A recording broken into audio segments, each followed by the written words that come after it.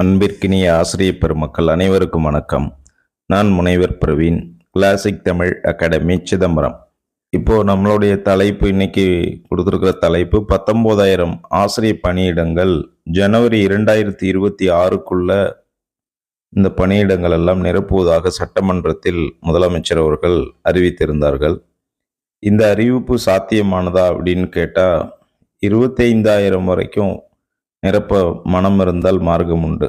சட்டமன்ற தேர்தலை கணக்கில் வச்சு தான் இந்த போஸ்டிங் எல்லாம் போடுறதுக்கான வாய்ப்பு இருப்பதாக நான் கருதுகிறேன்.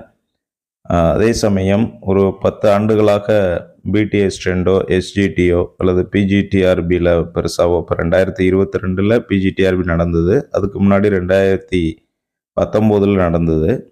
இருந்தாலும் இந்த பிடிஎஸ் ட்ரெண்ட், எஸ்ஜிடியில் காலேஜ் டிஆர்பியில் போஸ்டிங் ஒரு 10 வருஷமாகவே போடலை. ஸோ அப்போ அதெல்லாம் பார்க்கும் பொழுது வேக்கன்சி நிச்சயமாக 25,000க்கும் மேலே எல்லா தரப்பிலிருந்தும், எல்லா கேட்டகரியிலிருந்தும் ஆசிரியர் பணியிடம் 25,000க்கும் மேலே இருக்கணும். ஒவ்வொரு ஆண்டும் குறைந்தபட்சம் 1000 பேர் ரிட்டையர்மெண்ட் ஆயிருந்தால் கூட. ஸோ 2023 வருஷத்தில் ஆனுவல் பிளானரில் பல்வேறு விதமான ஆசிரியர் பணியிடங்களில் 15,149 போஸ்டிங் இருப்பதாக அறிவிச்சிருந்தாங்க. ஆனால் அது 2024 தற்காலிக ஆசிரியர் பணியிடங்கள் அதிகமாக பூர்த்தி செஞ்சதால் 2024 ஆனுவல் பிளானரில் அவ்வளோ போஸ்டிங் காண்பிக்கப்படலை. அப்போது எல்லாமே டெம்பரவரி ஸ்டாஃபாக போடுறதுக்கு தான் அதிகமான முனைப்பு காட்டுறாங்க. ஸோ கொரோனா காலகட்டத்திலிருந்து நிதி நிலவரம் சரியில்லை அப்படிங்கிறதையே காரணமாக காண்பிச்சிட்ருக்காங்க. இப்போ வரைக்கும் நிதி நிலவரம் சரியில்லை அப்படிங்கிற ஒற்றை காரணத்தை வச்சுக்கிட்டு ஆசிரியர் பணியிடங்களை நிரப்புறது இல்லை. ஆனாலும் சட்டமன்ற தேர்தலை கணக்கில் வைத்து பணியிடங்களை ஒவ்வொன்றாக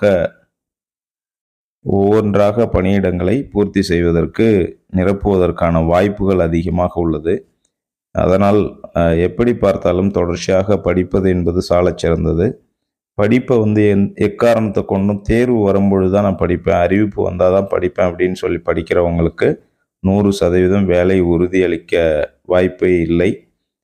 தொடர்ச்சியாக படிப்பவர்கள் 2 ஆண்டுகள் 3 ஆண்டுகள் படிப்பவர்கள் தான் பெரும்பாலும் தேர்வில் வெற்றி பெறுகிறார்கள். ஒரே ஆண்டில் தேர்ச்சி பெறுவது என்பதோ அல்லது 3 மாதத்தில் படித்து தேர்ச்சி பெறுவது என்பதோ அதிக நபர்கள் அவ்வாறு தேர்ச்சி பெற்றது இல்லை.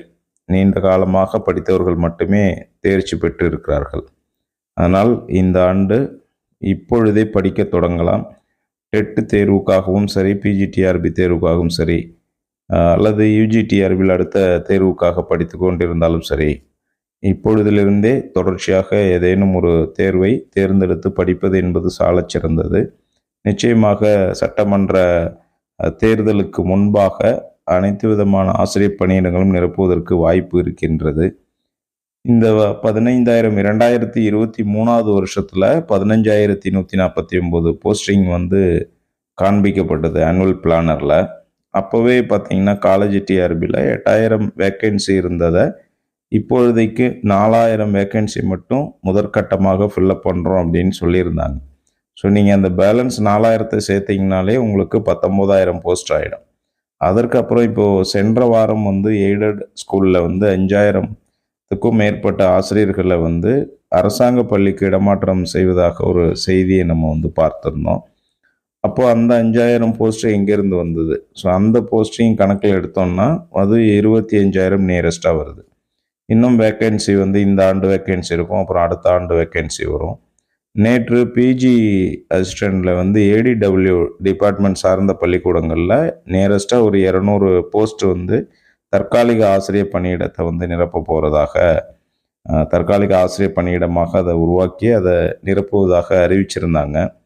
ஸோ அப்படி பார்க்கும் பொழுது நிறைய வெளியில் தெரிந்த பணியிடங்களே அதிகம். இதில் நமக்கு தெரியாத பணியிடங்கள் எவ்வளவோ இருக்கும். அதனால் நிச்சயமாக என்னுடைய கணிப்புப்படி 25,000க்கும் மேற்பட்ட ஆசிரியர் பணியிடங்கள் பல்வேறு துறைகளில் இருப்பதற்கான வாய்ப்புகள் அதிகம். அதனால் தொடர்ச்சியாக படிக்கக்கூடியவர்கள் நிச்சயமாக ஏதோ ஒரு தேர்வில் வெற்றி பெறுவதற்கான வாய்ப்பு அதிகமாக இருக்கிறது. அதிலும் தமிழாசிரியர் பணியிடங்கள் அதிகமாக இருப்பதையும் பார்க்க முடிகிறது. அதனால் தமிழாசிரியர்களுக்காக தனியாக ஒரு வீடியோ அடுத்த பகுதியில் நம்ம பார்ப்போம்.